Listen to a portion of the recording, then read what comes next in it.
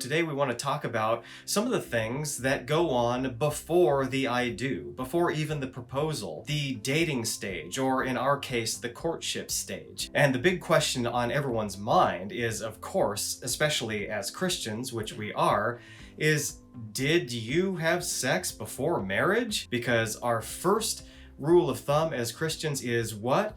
To honor God. And so that is going to be at the base of everything that we talk about today. And it was also at the base of our decision making early on. But being fallible human beings, we can sometimes do the wrong thing even though we may know the right thing.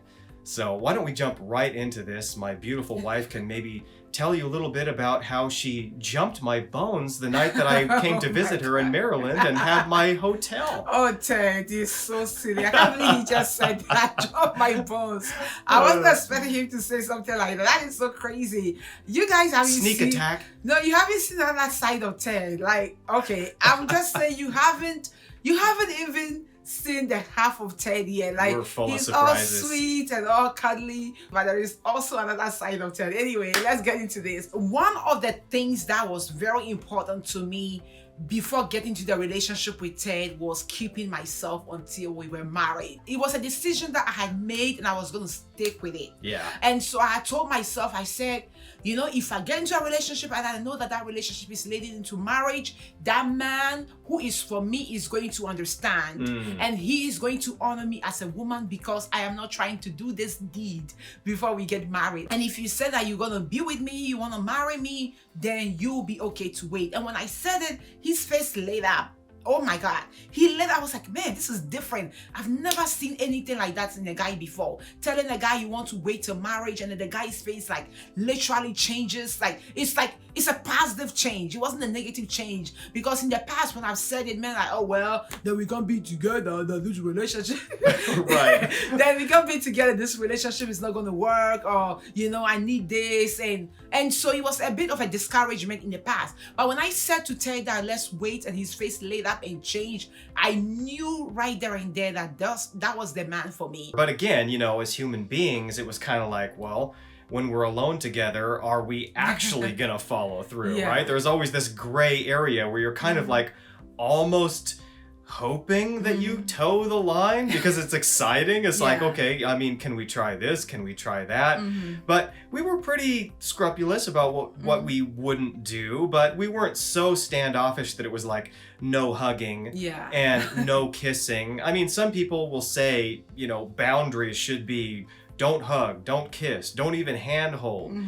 Hey, to each their own, and I'm not knocking that because if it leads to purity and entering into marriage that way, then more power to you. But for me, that sucks all the magic and life out of things. And honestly, I don't like to approach Christianity that way. Christianity is life and life more fully. And if we had missed out on our kiss on the ferry, for instance, I know, see, her just thinking about it gets her all hot and bothered. Oh, you know, it's like, but yeah, if we had missed out on that moment, I don't want to overstate this, but in some ways, I almost want to say that maybe we wouldn't have gotten together. We'd have gotten so close. Well, and then maybe that wouldn't have led to us courting and getting married. And now, you know, here we are, over 4 years married. Honestly, for me, the hugging, the kissing, fine. I think it's wonderful. It's romantic. But Embrace I think the that life. I think you should do it in public.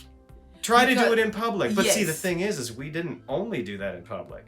Now let's get truthful. Let's get truthful. Okay, at my hotel. I don't remember doing kissing. Oh, come on. I don't remember kissing we kissed on the ferry, but I don't remember kissing outside of the ferry. My hotel room. In front of the door. My hotel room. We kissed? Okay. Well, I guess we kissed. You remember? Yes, I guess Do you remember that I ended up getting this really bad Charlie horse in my right? Right? Yeah, his leg. I ended up getting a really bad case. So, confession time. We're making out in my hotel room, and I ended up getting a really bad Charlie horse in the middle of this, okay? and I think that was sort of like God helping us out, right? Yes. Because maybe we were going to go too far. I don't think we would and have, all of a I sudden, had my foot down. Well, maybe not. I mean, yeah, that's true. But hey, it's fun to say that maybe God was like, stop, and my leg seizes up, my right leg. And I remember going, oh, on the bed. And she pulls off my sock and immediately starts like massaging my foot. Yeah, I remember that. And I was like, okay, that's better. And in the back of my mind, I'm thinking, this is so humiliating. The man, Ted, here we are, this intimate, passionate moment, in my hotel room. And then all of a sudden, his leg seizes up in a Charlie horse. But when you said the Charlie horse, then I remembered. Yes. So see? We came off the ferry after hanging out. Okay, we're like truth time. So I'm like, I remember now. It took me a minute. Okay, we came on the ferry. We go. I'm like going to escort him to his hotel so I can go back home because the hotel wasn't far from my house. Yeah. And then we get there, and I guess it's the goodbye kiss or whatnot. The goodbye kiss that led into the room. The goodbye kiss that led into the room, right? And while we are kissing, this guy, and mind you, I don't know this guy. I'm getting to know him, But, you feel She's about to get to know me. The vibe is there. You're getting to know him. You are studying each other. And then the first thing that happens is this guy, he gets a Charlie horse in his leg. First of all, I didn't know it was called a Charlie horse. There was another name, I forgot. I knew it, it's like a foot cramp. Like he had cramps in his foot. Yeah. His foot is like his foot is like sturdy and he can't move. And in my mind, I was like, what the heck is But this? I knew she was going to be the woman of my dreams because immediately she goes to massaging my foot. There was no judgment there at all. Yeah, it was just like she immediately went to work and, she made me feel a lot better. So that was the situation that we were in. And, maybe we went a little farther than we should have, but we never went any further than maybe heavily making out. But no touching indiscreetly, that kind of thing. Just holding each other, passionately kissing, that kind of stuff that could easily lead, somewhere maybe it shouldn't. And again, I think that we were kind of trying to test how far, which is not advisable. No, it's just that's how it was for me. But the point in being honest is because if we're not going to be honest about this, I think most of us have been there, and I think most of us have been past that. Yeah. And we both were in previous relationships before we met. And when we went past that, and we actually did start having sex in these other relationships, well, lo and behold, those relationships didn't work out. Yeah. And now, and of course, we're not saying that a relationship can't if you have sex before marriage, because there are successful, lifelong lasting marriages that perhaps started that way, and maybe... And there's also a lot that did not succeed. But there's more that didn't, and then, why would you want to risk that? Because then, if it doesn't work out, you have to carry all of that baggage... Spiritual exchanges. Right, into your transitional period away from that old relationship, and then get better, and recover, and get strong, and get back to a healthy, solid place before you can even, or should even, consider entering into another relationship.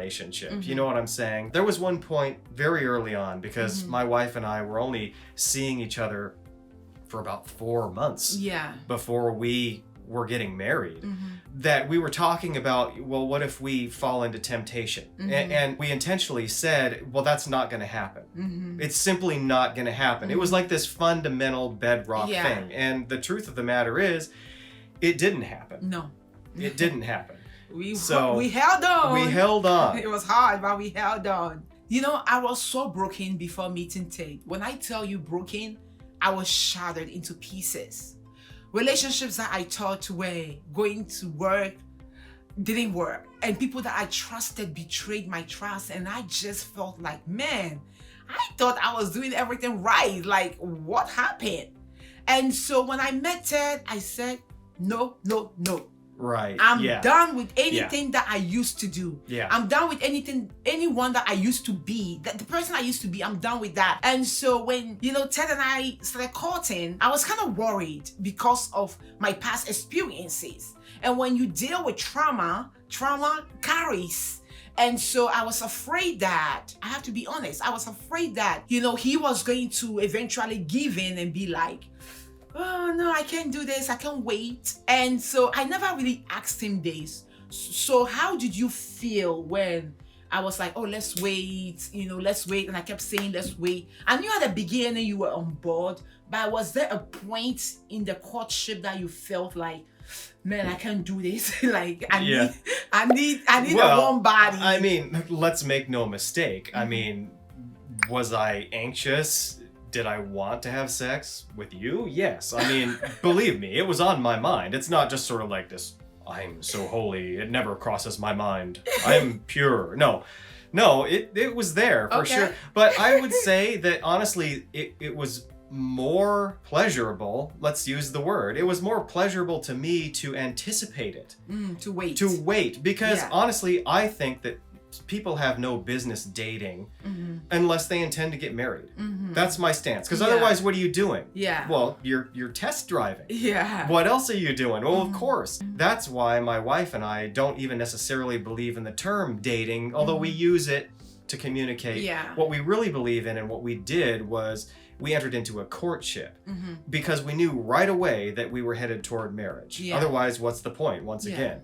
And so the fact that the courtship was so brief made it a lot easier. Now, if we had been courting for upwards of a year plus, you know, at some point there might have been one night in the hotel room where it was just like, okay, this has been too long and too much frustration and too much anticipation built up, and when, you know, we would fail. Yeah. But see, you know, then that would be on us too.